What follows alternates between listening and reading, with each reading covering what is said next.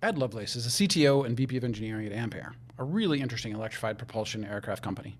You might know them from the Electric Eel, an electrified Cessna Skymaster, or from the Echo Caravan, a hybrid powertrain based Grand Caravan.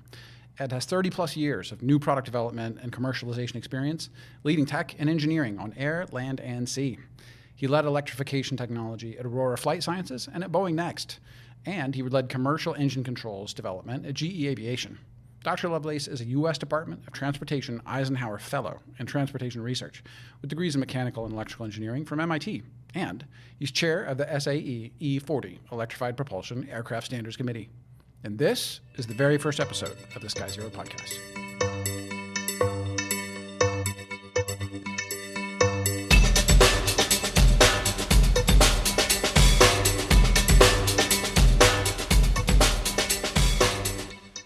Okay, so Ed, we just read off your bio, and it talks about air, land, and sea, which I loved that part. That was a lot of fun.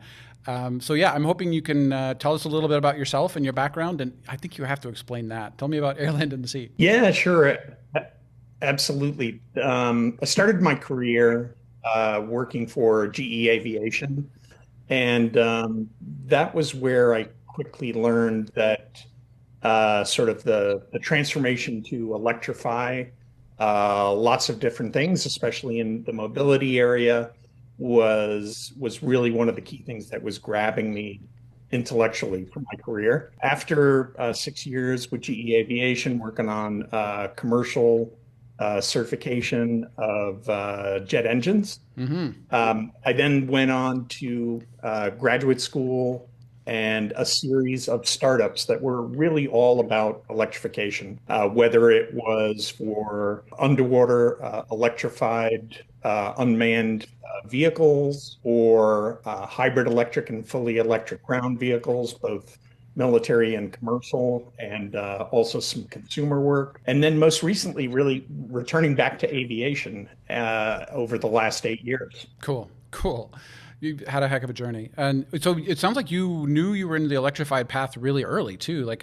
I'm almost jealous. I don't think I realized I was obsessed with that until maybe 10 years ago. So it sounds like you beat me by a bit. Yeah. So, I mean, of course, I'm aging myself here, but back in 1988, when I started with GE here in Massachusetts, like I said, I was working on controls for commercial jet engines, and it became pretty clear when I started to get involved in some of the advanced R&D activities. We were starting to look at, now that digital controls and magnetics and high voltage semiconductor switches were becoming more robust and higher reliability. What were sort of the next opportunities in terms of aviation? And they were all about electrification. At that stage, it was, I'd say, relatively simple stuff, like using digital controls to have more complex or tuned startup sequences for the gas turbine engine, Right. which would allow them to have a more efficient compressor design that wouldn't stall on startup. But with some of the advanced R&D groups I was working both with directly at GE Aviation and also with their global research center, we were starting to look around the corner at what's next. Cool. And one of the first electrification projects I worked on was a high temperature direct drive starter generator for a gas turbine that was being developed for a military tank. Okay. Wow. And that then led into some graduate research back at MIT, and then it was kind of off to the races after that. Cool. Awesome. Yeah, a heck of a career. So how did you end up at Ampaire? Yeah, so I had been at a commercial hybrid electric truck, bus and shuttle company, XL Fleet, where I had taken them from the first two vans on the road with Coca-Cola and Pepsi to delivering at a rate of 1,000 vehicles a year here in North Cool. America. And we were closing in on our D round of funding. And I got a call from one of my friends at Aurora Flight Sciences about some of the new sort of bleeding edge projects they were doing in electrification. And at that point, Aurora was still a private company. And I said, hey, for the first half of my career, I've done a lot of one-off prototypes, bleeding edge type of technology. In this second half of my career, I'm really more focused on new product development. So how can we leverage technology that's emerging to actually get something into the marketplace? And then a few months later, Aurora got acquired by Boeing. Right. And then I said, well, now that's kind of interesting because now you have the resources to really turn all of these great ideas into commercial products. So I ended up moving back into aviation, Mm-hmm. working for Aurora for 3 years until they had some of their financially challenging times, Mm. and they decided to shut down the Boeing Next activity. And at that point, I had a couple colleagues contact me that used to work at Boeing and were doing some work with Ampaire. They said, "Hey, Ampaire is looking for a new CTO, Ah, cool. and they're developing this solution for hybrid electric aviation." And I heard a little bit more about it, and I said, "Well, it sounds like exactly what I did with the hybrid electric truck company, but with wings." Right. So I was like, "I'm in." Nice. It's funny. I don't know if you've seen my. I'm doing an article series about electrification lessons from the automotive world, and Oh and yeah. and the next one I'm tackling is all about the hybrids and how all that's going to work. So I'm really glad that we get to have this conversation now. But yeah, I keep thinking about like it is the same, and then you're like, wait a minute, but regen only while landing. So there's enough similarities and enough differences. Yeah. Yeah, and that's exactly right. There's some things that are distinctly different, but there's a lot of common underpinnings. Yep, for sure. Cool. So your role at the company, CTO. So yeah, what would you say you guys are trying to do? What's your mission there at Ampere? Yeah, so I do like to use our mission statement quite a bit because I do think it's quite powerful. And Ampere's mission is to become the world's most trusted developer of practical and compelling electrified aircraft. Nice. And those have all of kind of the keywords that have brought me to Ampere and keep me excited about what we're doing day to day. Trusted, meaning something that is safe for the marketplace, that we can develop with the FAA to get it commercialized and certified. Yep. Practical and compelling, compelling being something that has meaningful advancements and benefits over the current state of the art, something different, either enabling a new way of travel or doing something more efficiently or cost effectively. And practical, something that we can get into the marketplace this decade. Yep. And so those are all the things that drove me here. And really, the key mission that our whole team is focused on is bringing the first hybrid electric aircraft to the commercial marketplace. Cool. And in our case, that launch product is going to be the hybrid electric Cessna Caravan delivered to the marketplace as a supplemental type certified product. Awesome. Awesome. When I think about the Grand Caravan, I think about cargo, but obviously it can do passengers too. I mean, do you know like what missions and use cases and markets you want to tackle first? Yeah, both of those. Cargo is definitely a pretty natural one because of the low fuel consumption of the hybrid electric Caravan. It becomes very interesting for some of the longer routes that are used on cargo applications. But we also have a number of customers in the passenger market as well, because this is something that can be dropped into any existing operator's network Right. with really no barriers to introduction. It becomes a solution for passenger as well. Nice. How should I think about it? I mean, sometimes when I think about you guys, it's almost like a propulsion company, like the way Rolls-Royce sells propulsion to Boeing.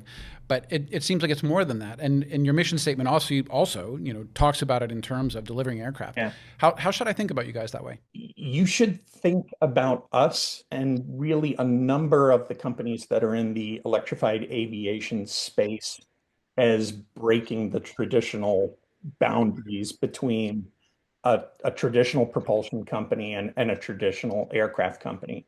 One of the other hats I wear is I chair the SAE E40 Electrified Propulsion Standards Committee. And at the very formation of that, Everyone with expertise who came to the table was either coming from a traditional aircraft OEM, a traditional tier one propulsion supplier. And then there were these other groups that started to join that were coming from the automotive supply chain world, or maybe it was an electrified aircraft startup that was just forming.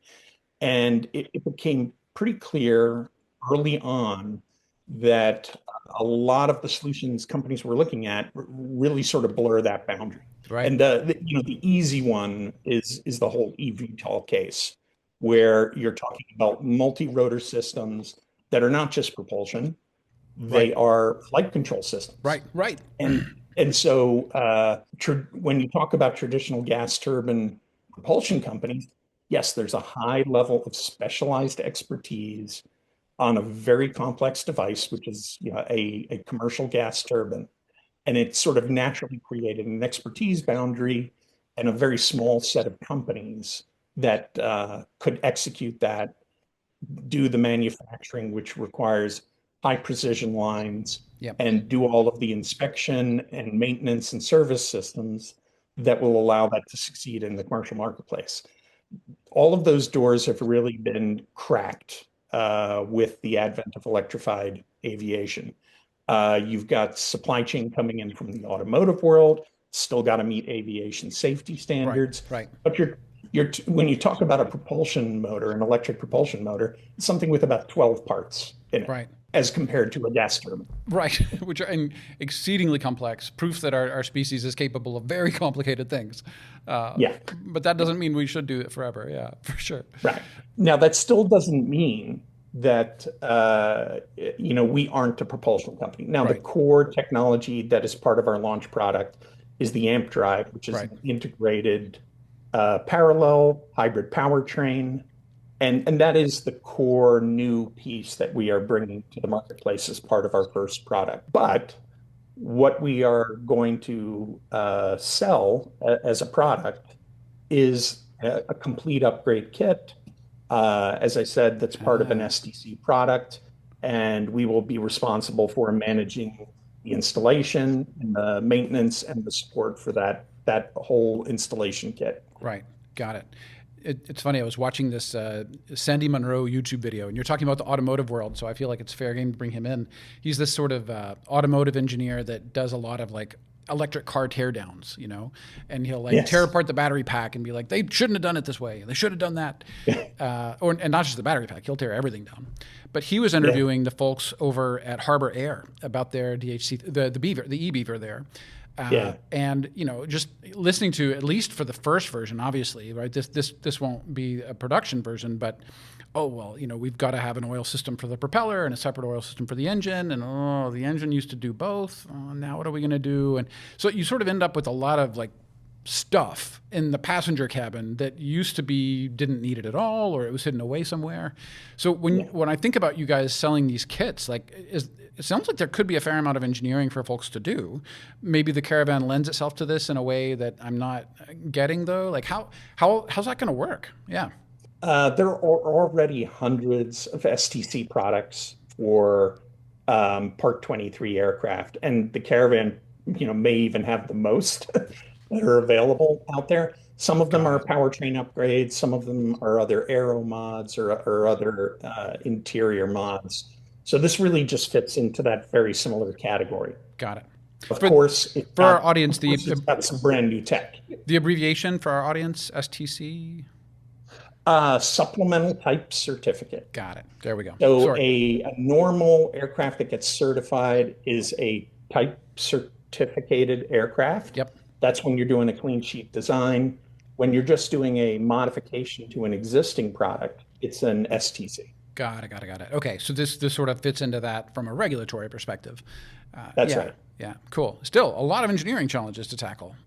Oh, yeah. So the kit is not just the powertrain. The kit is the Amp Drive hybrid powertrain, the Amp Pack high voltage lithium battery pack, high voltage distribution, some modifications to the fuel system, and some modifications to the flight deck and a new propeller. Got it. Okay, cool. So quite extensive. Nice. Yeah. Nice. Okay. Is it the eel because 337, which is of course like internet leet speak for eel? Yes, yes, you got it. Okay, You got it. amazing.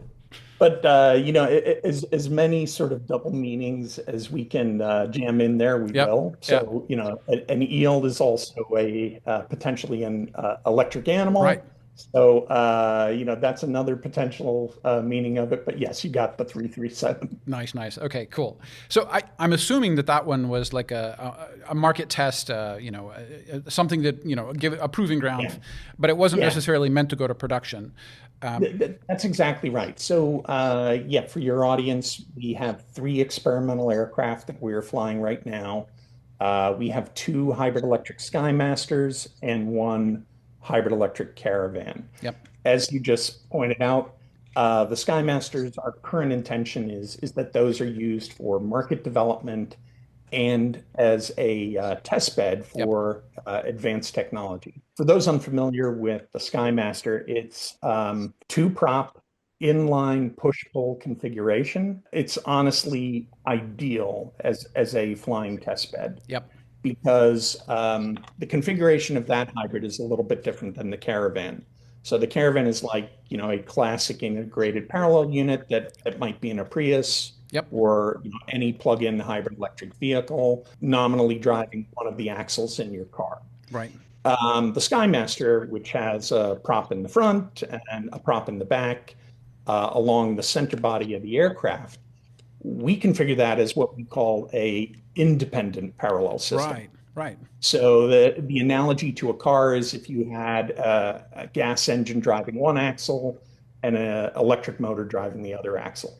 Right. The Awesome. advantage, though, is we can test out some of our new technology on the electric prop system of the Skymaster. And if it shuts off during flight, we still have symmetric thrust because the gas powered engine is still inline center in the Right. aircraft. Right. And we still have plenty of power for safety of flight. Right. You don't have to suddenly like yaw the plane considerably in order to go Exactly. straight. Yeah.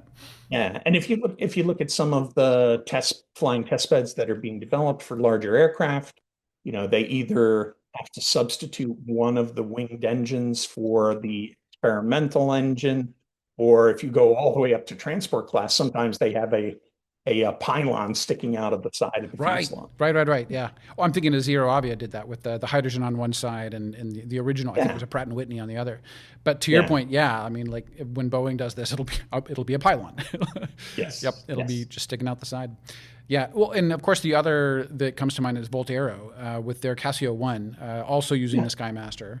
I think they put yeah. gas in the back and electric on the two pylons, but On our two Skymasters, in one of them, the electric prop is in the front, and the other, the electric prop is in the back. oh, okay, The major reason for that is just for center of gravity, because in one of those aircraft, the one we use for market survey that we call our Hawaii Bird, the battery is located in a cargo pod below the fuselage.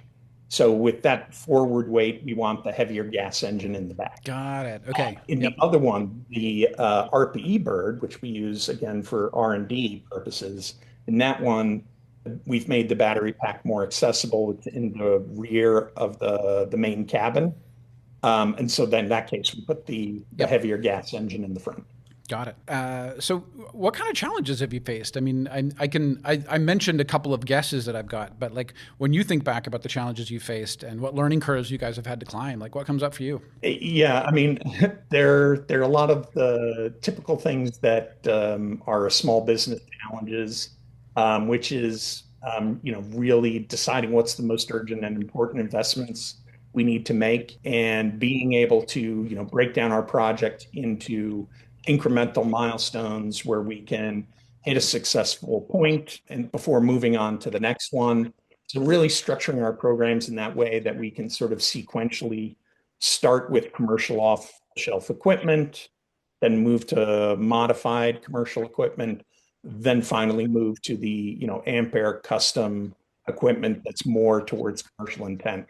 So really structuring those programs has been a bit of a Rubik's Cube effort over the years, but I think overall we've done pretty well with that. We do have some worldwide supply chain, so the other challenges we face are really mundane things like metric parts and fittings, and making sure that Oh, right. we have compatible supply chain. Right, right, right. Oh gosh, wow. Okay, yeah, I can only imagine that's a fair number of design challenges there for sure. Sorry, I don't mean to drag us back to the hybrid propulsion, but I've got a couple of more questions there. So Yeah, the assumption I make when you talk about the parallel hybrid propulsion, I'm imagining that we're using both during takeoff, right? I come to this from a software background, and I'm learning as much as I can about aviation as I go. The yeah. assumption I make is that means that we can have a somewhat smaller sized piston in order to use less power, and hopefully that helps with like cruise efficiency. But I don't know. Like, help me out with understanding that better. Yeah, you're exactly right. So there's a few ways you can configure a hybrid in terms of its operational scenarios. You can do what you just said, which is exactly the way the Caravan is planned to operate. You use blended propulsion for 100% power on takeoff and climb.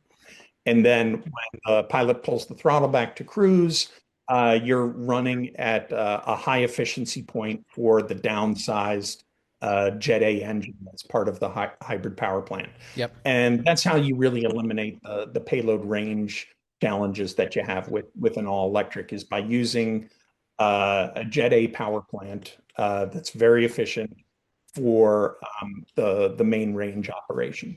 Yep. Now, the other way you can architect a hybrid, of course, which has been done in some ground vehicles, is as a range extender.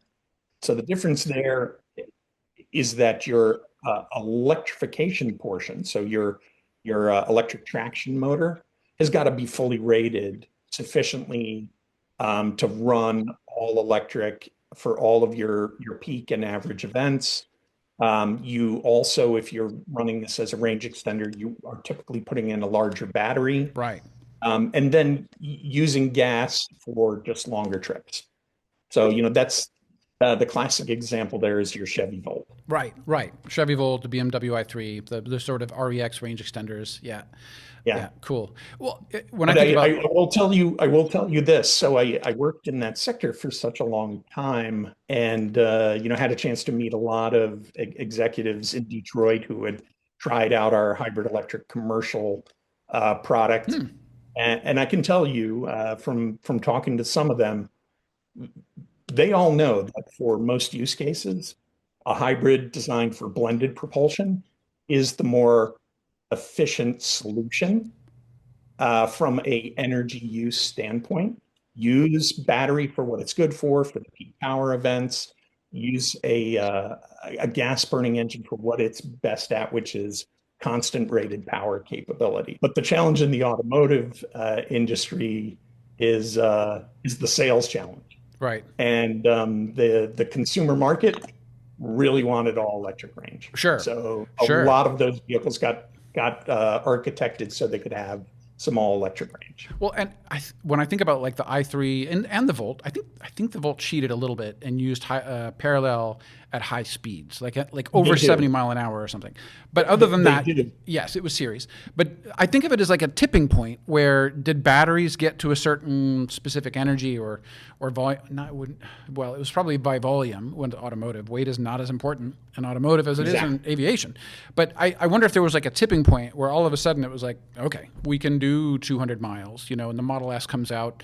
And like I was looking back over the history, and the Model S came out sort of like shortly after the i3 Rex, and it was almost like, oh, like, you could have just done it that way, but you probably Yeah. couldn't have until you could, right? So, do you see like a tipping point moment like that for aviation? Do we need like 600 amp hours per kilogram? Like, what do we need to hit that? So it's a very interesting topic, and one that I talk about quite a bit in some of the public events that I speak at. I was just speaking at a battery seminar this summer where I went through exactly the trade-off that you're talking about. The mountain to climb for aviation is much bigger, Yeah. and it has some different constraints. But you're exactly right. In the automotive sector, once we hit the point where we could get 300 miles of range in most environmental conditions in a decent sized car that had less than a $10,000 premium, that was really kind of the tipping point. Yep. Uh, the one remaining challenge for automotive, of course, is the refuel time or the turnaround time. For the vast majority of trips, though, 300 miles Yeah. or a little bit less in cold weather is a non-issue, and you can charge overnight sufficiently to have a ready car the next day. Yep. So it's a fantastic I'm with solution you. for that. As you Automotive point charging, out, charging's getting better. My Ionic 5 charges in like 18 minutes. it's But they pretty don't all amazing. do that. So that's fair. I hear you. Yeah. And that becomes more of an infrastructure barrier Yep. unless you're That's doing it right. at home. Yeah, True yeah, enough. Yeah. yeah, To your point, with I know not everybody that's doing parallel electrics is thinking about doing charging. Maybe there's, and some would argue. I think Horizon is not planning on doing it at all, which makes sense. I mean, where do you guys sit on this? I mean, should I think of it like the mild hybrid, the early Prius, or is this like a plug-in hybrid? How should I think about yeah. that part? So it has some characteristics of a Prius, and it has some characteristics of a charge depleting plug-in hybrid. So, like a Prius, we use electric power and the energy from the battery for the peak power events. Yep. So all of the humps, which in a flight are primarily at the beginning on takeoff and climb, are served by the energy from the battery. So in that way, it's like a Prius. Yep. The way it's like a plug-in hybrid is it is charge depleted. So during that takeoff and climb, you are depleting the battery down to a lower state of charge. Now, like a plug-in hybrid, and most people either aren't aware of it or don't use it, in most plug-in hybrids, there's a switch in the center console where you can set it to trickle charge your battery when you're on the highway. Right. And what happens there is you're putting out a little bit more power from the gas engine and operating the electric machine as a generator to trickle charge the battery so that when you're at the end of your trip, you've got a full battery. So that's exactly the way we've architected hybrid Caravan, and that's why there are no barriers for deployment in an existing aircraft fleet. They don't need to wait for charging stations to be implemented at an airport. They can put this anywhere in their cargo or passenger fleet, and it has more range than the conventional aircraft that they're currently operating. Yep. I want to thank you for not saying it's infrastructure. You're not infrastructure dependent. I've heard people use that term, meaning you don't have to install a charger, and I get it. It's slightly more complicated than that. Your airport might need to upgrade to a larger, electrical connection. Yeah. It's more than just a charger. But when I hear people put it that way, it almost feels like they're trying to suggest that it'll never make sense, which I don't know. It just seems short-sighted. So thank you for not putting it that way. I'm glad. No, but just think if you've got a fleet of these aircraft operating at a regional airport Yeah. and they're successfully taking a lot of the passenger load. Now the airport and the either public or private organization that owns that airport has more incentive to start Yeah. investing in infrastructure to grow there. That's right. Yeah. Otherwise, you're asking them to take a gamble Right. before the aircraft come Yep. that they should spend the money on putting infrastructure in. Yep. So it's funny. I was talking to a cousin the other day who flies for British Airways. I think he's flying like 321, XLRs or something. And Yeah. I got to talking to him and thinking about like, yeah, well, we're probably going to see like hybrid dual aisles and single aisles. And at some point, I realized, wait a minute, Kyle, you're inferring that you would hybrid a jet engine. And I started to look it up. I guess NASA has a high-tech program, HYTEC, where they're looking at doing just that. But like dealing with the heat coming off of a proper jet turbine instead of just a piston engine, like to your point, all that automotive goodness comes in because it's a piston engine, I assume. Like, have you looked at the other side of it, like being able to do hybrid with jets? What's your take? I mean, is that going to be a thing? I think that's definitely going to be a thing. And I was just at NASA actually a couple times over the summer discussing some of the electrified propulsion projects that they've been supporting over the last years. While some of the bigger investments have been towards Part 25, so the transport class aircraft, um, one of the points that I was stressing is that, yes, eventually this is all going to make its way to multi-megawatt gas turbine powered aircraft. We really have to have a portfolio approach right now Yeah. and help get these Part 23 aircraft Right. into the marketplace, because everything that we are commercializing for Part 23, the electric machinery, the power electronics, the control systems, the high voltage batteries, those are all going to be relevant for the larger aircraft, Right. in larger scale, of course. Right.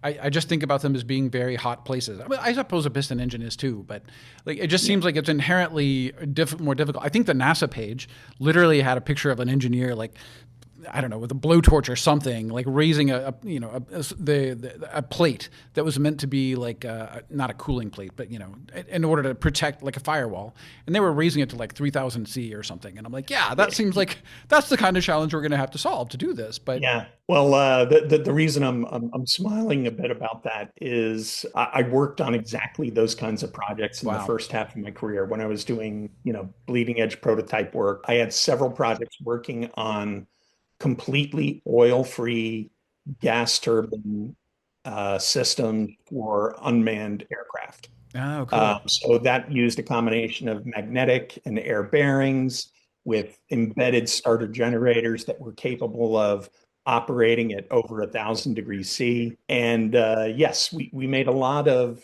sort of incremental component level advancements in that area. All of those things largely driven by material limits.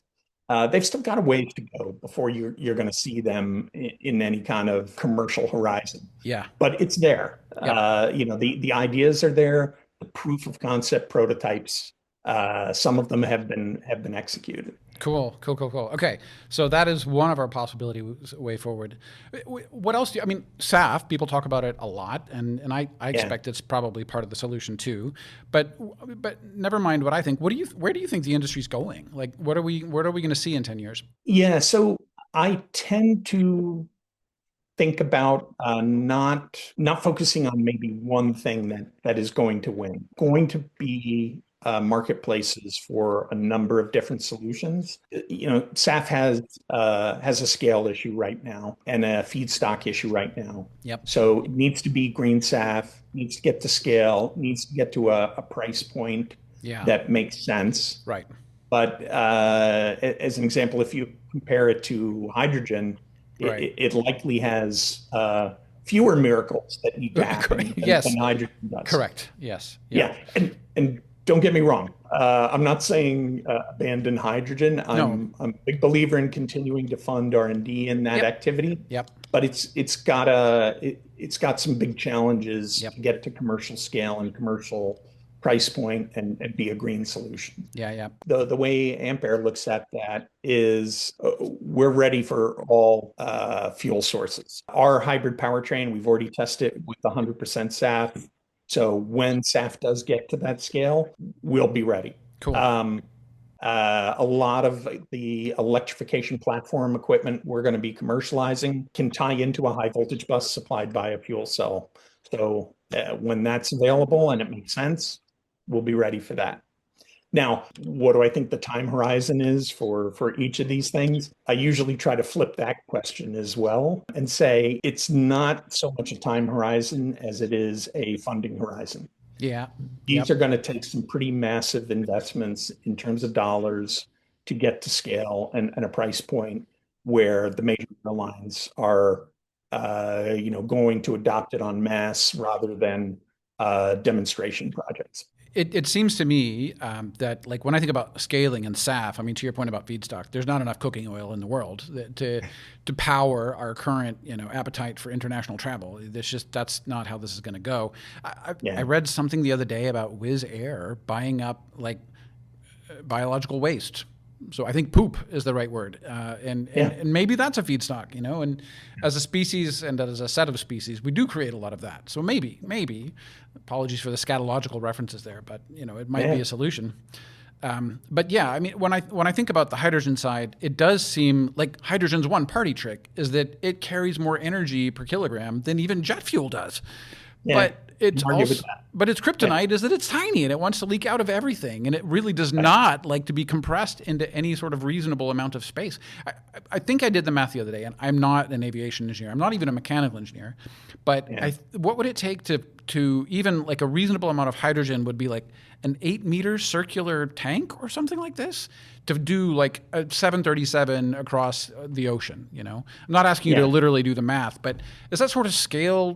Where would you put that? How am I going to get to the bathroom if there's this 8 meter Right. giant sphere in the middle of this aircraft? You can't put it in the back You because when it empties, the airplane's going to tip. So I'm not. It does seem like there's some tough challenges out there, but Yeah, you do need a reimagined aircraft design for some of these larger transport class aircraft. But as you say, its energy content per weight is great. yeah, It does have a volume problem, yep, depending on whether you're using liquid or gaseous hydrogen.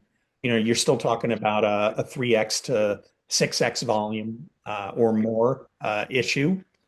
So you do have to reimagine how an aircraft is designed. yep, Um, if you're sticking with tube and wing, then you're going to be using a portion of the main fuselage or extending it along an underbelly, maybe some of the cargo area, or you're doing pods on the wings. yeah, yep, Um, these are your avenues if you stick with tube and wing.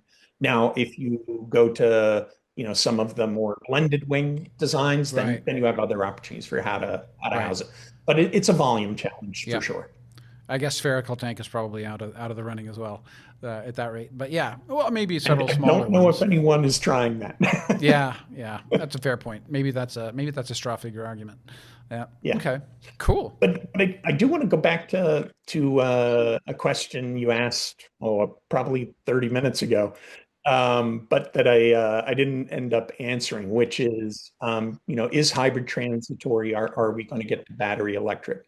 We talked about how we hit the tipping point for ground vehicles, but the tipping point for aviation is much more significant. Whereas how you said, and I agree, the ground vehicles, they really had a volume issue. They needed to get 300 miles range in a skateboard format. Once they got there and the price made sense, it was good. Aviation has a significant weight challenge.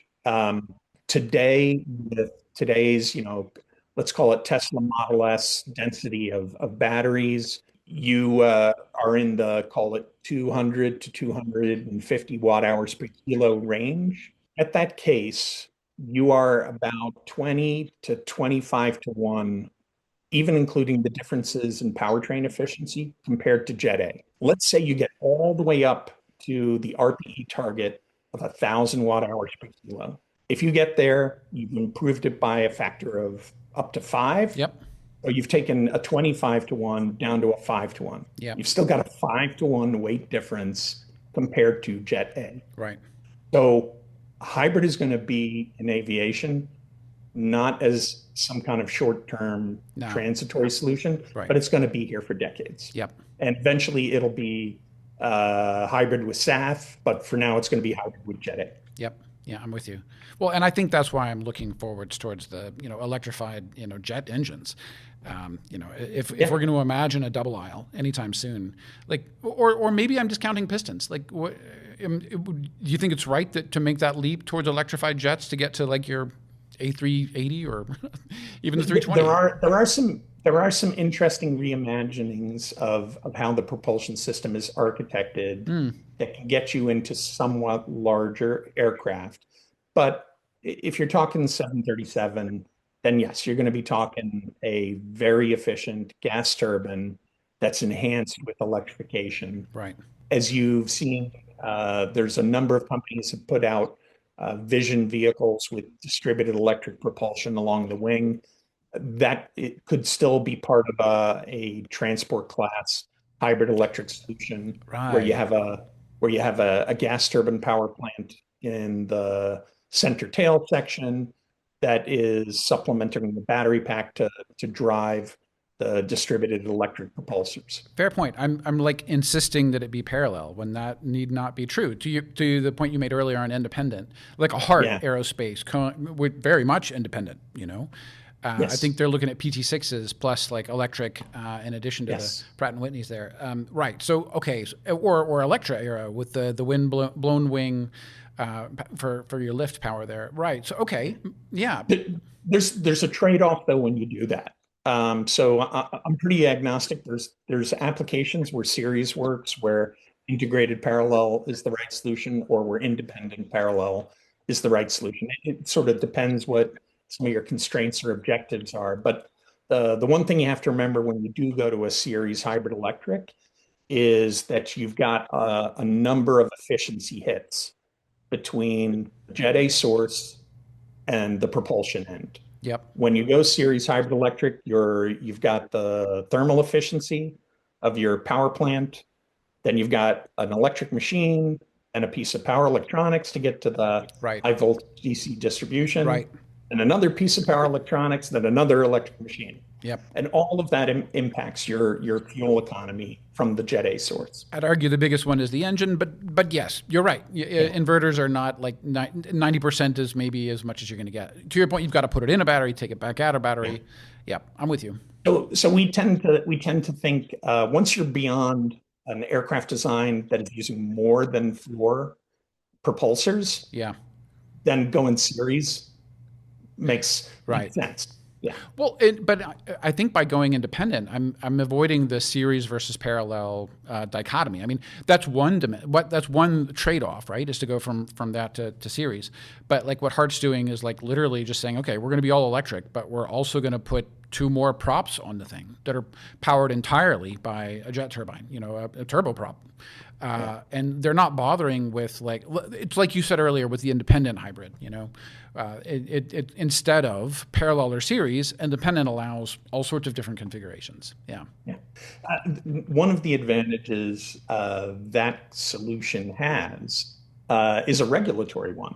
Right. Because if you have a certified thermal engine, Yep. you don't have to touch that when you're Right. doing the independent parallel. Yeah. It does have some other operational challenges that you need to get around, but these are all trade-offs.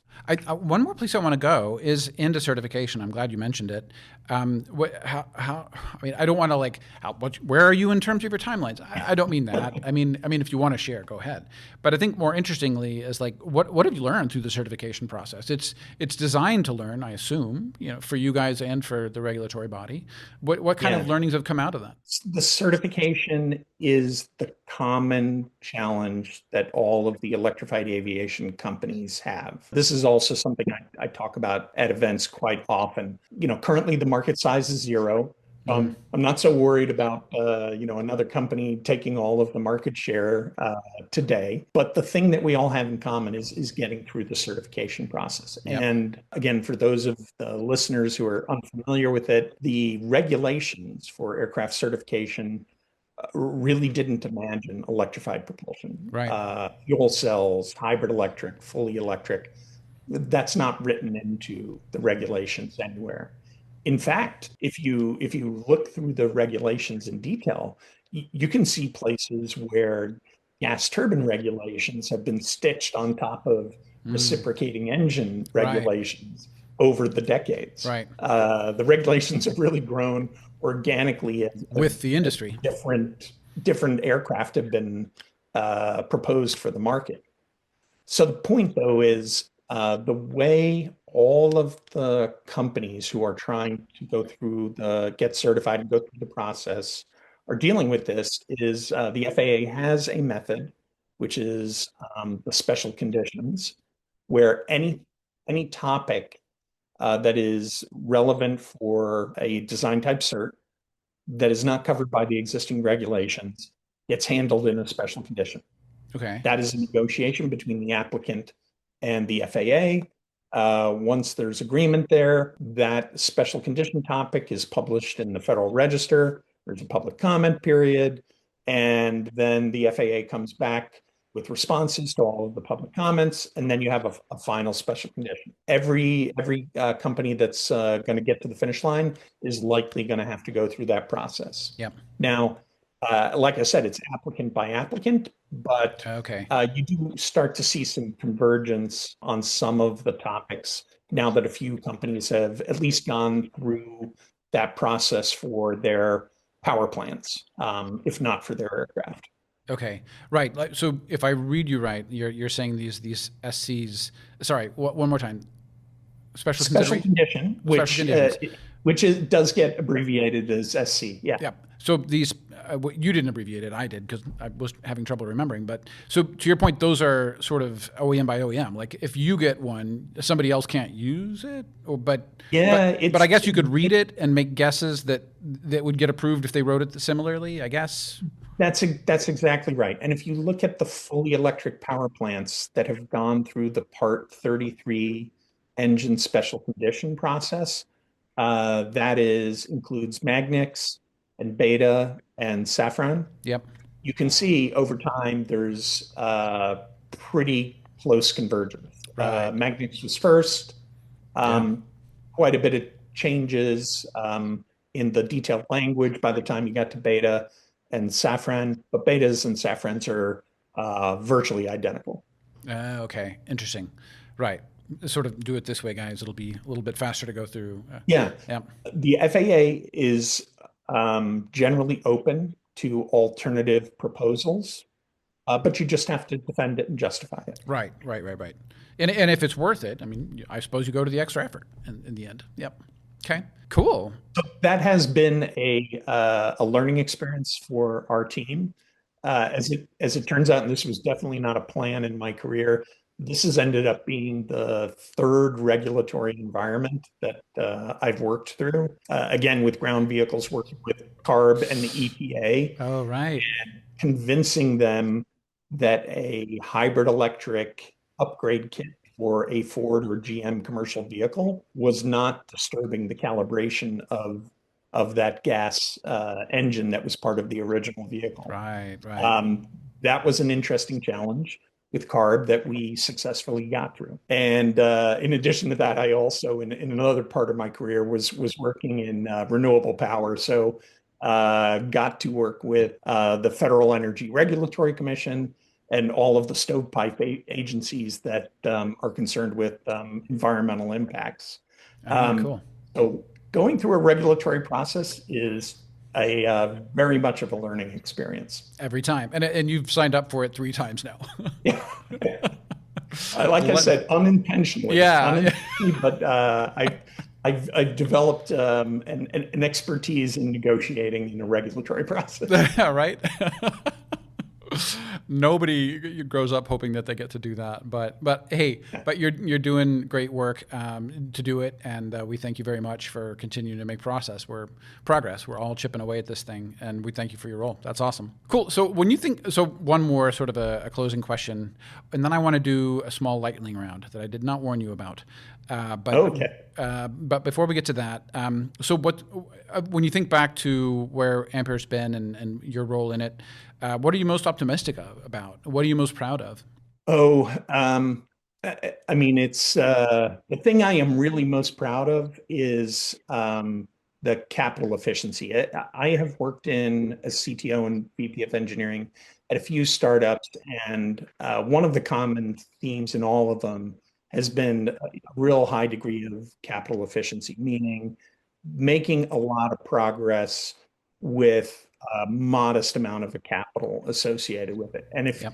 And if you think about all of the things that Ampere has achieved and has been shared in the press over the years, you would think we're a larger company than we are today. But we Right. are a pretty tight company that focuses on the tasks and the spending that needs to happen now and doing everything sort of in sequential order. So we're pretty proud and optimistic about that strategy that we've taken. In terms of other things that I'm really optimistic about, it's been really sort of heartening to see the industry shift over the last 2 to 3 years to come around to hybrids. If you looked 4 or 5 years ago, Ampere was one of the few companies saying we're going to launch with a hybrid electric aircraft. That has shifted over the last 4 years, and really accelerated even over the last 12 to 24 months. If you look at everything that's going on with the Department of Defense, even they have, now taken up the mantle of, yes, we've made a lot of progress in all electric. We're now going to shift gears and focus on hybrid solutions. Yeah. So I'm pretty optimistic that everyone is starting to really see the market potential and opportunity with hybrids. I have to say I'm with you. I think you're looking pretty prescient at the moment. It makes me wonder whose crystal ball you were borrowing back then, or because yours is pretty good, obviously. Yeah, no, it's funny. I met you, obviously, or saw you present, I should say, at the Vertical Takeoff and Landing Societies. They did an electric aircraft symposium. And, yeah, the Oshkosh Symposium. Yeah. That's right. The just before Oshkosh there, which was great. It was my first time at Oshkosh, so it was really, really eye-opening and amazing. But you're right. I mean, if I think back sort of like 3-ish years ago, 4 years ago, like you're talking about, it was like, oh, the ES-19 is going to be all electric. Now it's the ES-30, and it's not. It's a hybrid. And yeah, I think maybe the Viridian microliner is like one of the last stalwarts. But even they're looking at going to a series configuration at this point for sort of your the extra 10% you'll need for flight rules. But so, yeah, I mean, Voltero, though, Horizon, a lot of these players are definitely going the hybrid route, and not even in the series sort of range extended way, but in the parallel configuration. Right. So, yeah, no, you guys are looking like you saw the future right now. Yeah. Yep. Very cool. Okay. So lightning round. Question number 1. What is your favorite airport? Lightning round. Oh, Long Beach. Yeah. How come? Yeah. I remember when JetBlue used to fly out of there, and I had to visit the West Coast for meetings. It takes like 10 minutes to get from nice. your car to the plane in an airport like Long Beach. Nice. And of course, you can't argue with the weather there. Right. So walking through the airport, it's like half indoors, half outdoors. Yeah. Well, and I think of that as Ampaire's like home base too. You guys are often between Long Beach and Camarillo.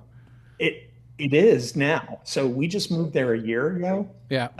But I would say my love of Long Beach goes back more like 15 or 20 years. Got it. Okay. Second lightning round. What's your favorite aircraft? Oh, I'm gonna say the 787. Yeah. Yeah. Awfully comfortable to fly on, for sure. Yeah. Lots of dances too. And that is the more electric aircraft in the transport category. Fair enough. It's got about 1.4 megawatts of electrification in it. No way. I didn't realize it was that much. Yeah. Wow. Huh. Cool. Cool, Ed. Well, listen, thank you very much for being on the show today. We really appreciate you. And yeah, this has been great. Likewise. Thank you for having me.